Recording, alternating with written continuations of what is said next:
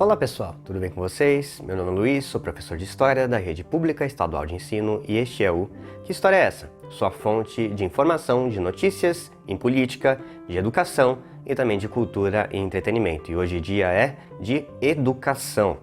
Nós vamos então ter um episódio ou uma aula voltada para o tema da educação. Anteriormente eu falei aqui para vocês sobre um novo aplicativo a ser lançado para a educação pública paulista, para a rede estadual, então para os alunos estaduais poderem estudar. Mas não falei de uma outra ponta da questão. Tão importante quanto qual vai ser o papel dos alunos é o papel dos professores. E uma parte dessa jornada, dessa dificuldade aí a ser abordada no problema vai começar amanhã. A Rede Pública Estadual de Ensino, ela prevê 3 dias de replanejamento para os professores de suas casas poderem acompanhar via aplicativo e também grupos de teleconferência, grupos de WhatsApp, etc., para poderem se integrar, se familiarizar com as tecnologias e poderem então dar suporte para os alunos. Então amanhã, na quarta-feira, no dia 22 de abril, dia 23, dia 24, então quarta, quinta e sexta, os professores vão estar em replanejamento, eles vão replanejar. Esse tipo de atividade, ele costuma acontecer no começo do ano, no começo do primeiro semestre, e ele volta a acontecer no segundo semestre. Tanto que o calendário já havia sido homologado com essas datas. Há uma pequena distorção aí, há uma pequena briga em relação às datas do planejamento, que o sindicato alega que, como o calendário já foi homologado, a Secretaria de Educação não poderia colocar de novo um outro calendário por cima do antigo, né? Porque já existe um calendário, falando para os professores fazerem um planejamento a seu bel prazer. A meu ver, e veja, eu sou apenas um professor, meu conhecimento de direito ele é básico, para não dizer nulo, né? É bastante amador. Como vocês podem ver, talvez aqui em cima, por alguns livros de concurso público, é isso que eu conheço de direito, mas acredito que esse tipo de discussão, se o calendário, por ter sido homologado ou não, ele não vai muito para frente. A Secretaria da Educação decidiu, então, que vai ter um novo planejamento, e considerando que a situação é excepcional, acho que o nosso papel como professor é, sim, participar e integrar as atividades. Um outro questionamento colocado pela POSP é sobre não haver a previsão de como controlar frequência em épocas de quarentena de trabalho à distância, o tal do teletrabalho, né, que tanto se falou na mídia. E isso é um questionamento válido. Não tem nenhuma previsão de como controlar o ponto dos profissionais, a não ser o de assinar o livro ponto, que está lá na escola.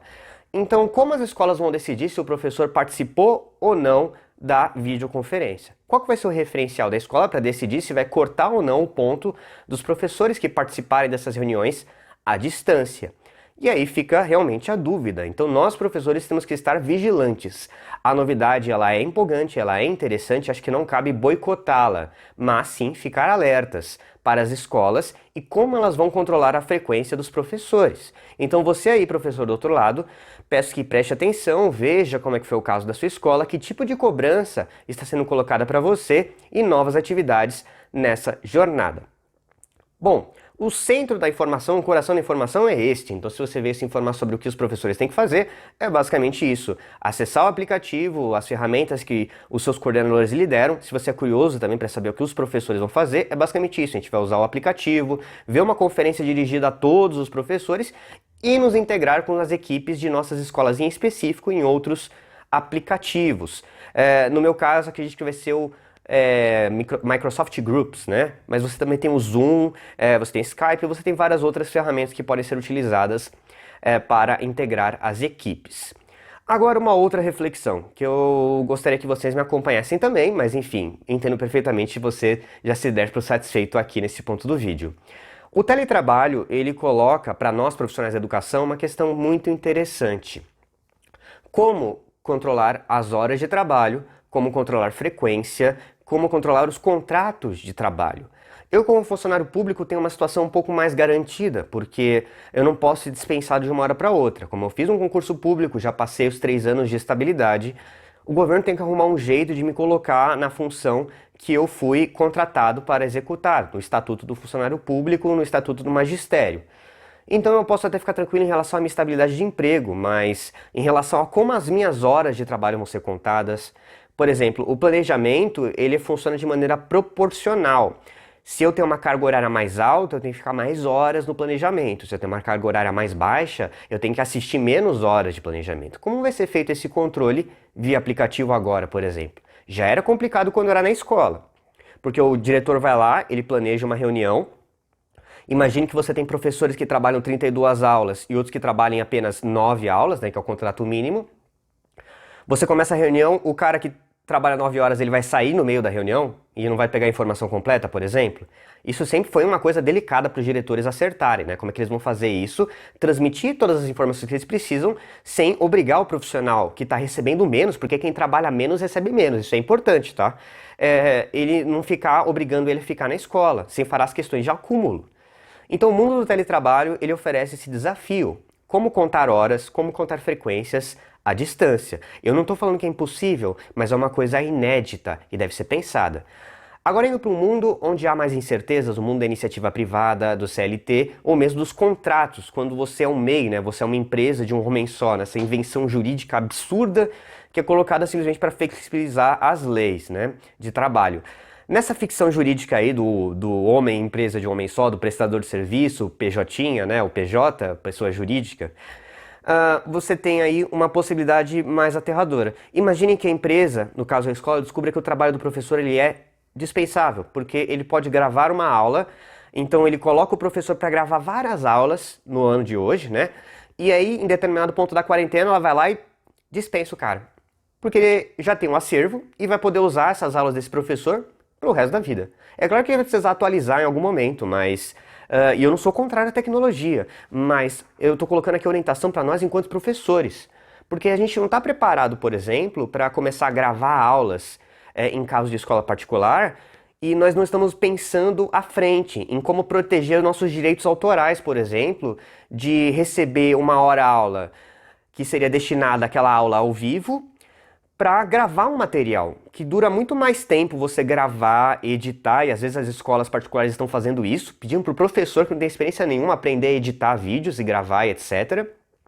Eu faço aqui por puro amadorismo, e mesmo assim estou colocando numa plataforma privada, que é o YouTube, então qualquer dinheiro que eu for auferir não vai para a Secretaria de Educação, viria para mim, e ainda não estou ganhando nada, claro, né? Você tá vendo, não tem anúncio nenhum aqui, etc, poucos seguidores, mas eu faço por prazer, e eu poderia parar a qualquer momento.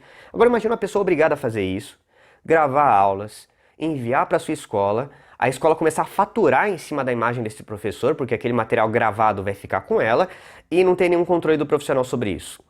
Ou mais, né? Agora, quando ele está sendo obrigado a gravar aulas e aulas e aulas, quantas horas ele está trabalhando em casa? Quem controla isso? O oposto também é verdade para o empregador, né? Porque ele vai ter toda essa força de trabalho, por assim dizer, e pode ficar ociosa. Ele pode estar contratando esses professores, não vai estar usando e vai estar pagando professores, sendo que eles vão trabalhar menos do que ele contratou para pagar, e uma empresa que vai pagar muito mais do que está gastando, está recebendo de trabalho em troca, ela vai realmente ir à falência. Mas eu faço aqui minha parte pensando no meu lado, né? Eu não sou diretor de escola, eu sou o professor, então eu fico preocupado com os meus colegas professores e comigo mesmo, caso eu vá embarcar na iniciativa privada. E pensando no meu caso como professor da rede pública, também tem o questionamento dos professores que estão lá no Centro de Mídias da Educação de São Paulo.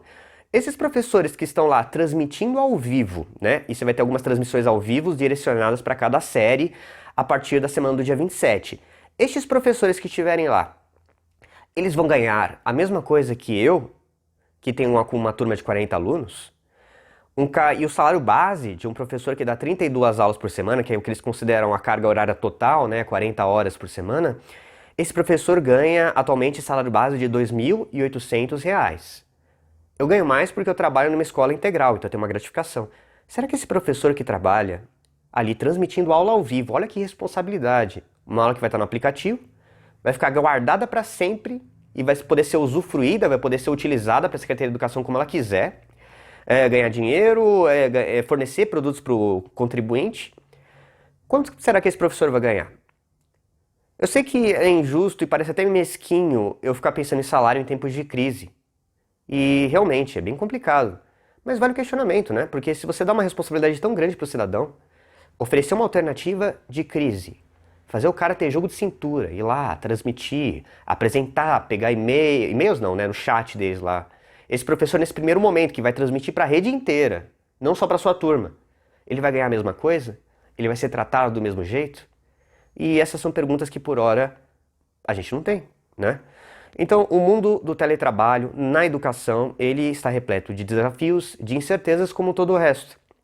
É claro que assusta mais a nós da área da educação, porque nós temos um pouco mais de estabilidade como funcionário público, então muito mais do que o resto do mundo que está vendo os seus empregos, seu ganha-pão simplesmente evaporar do dia para a noite.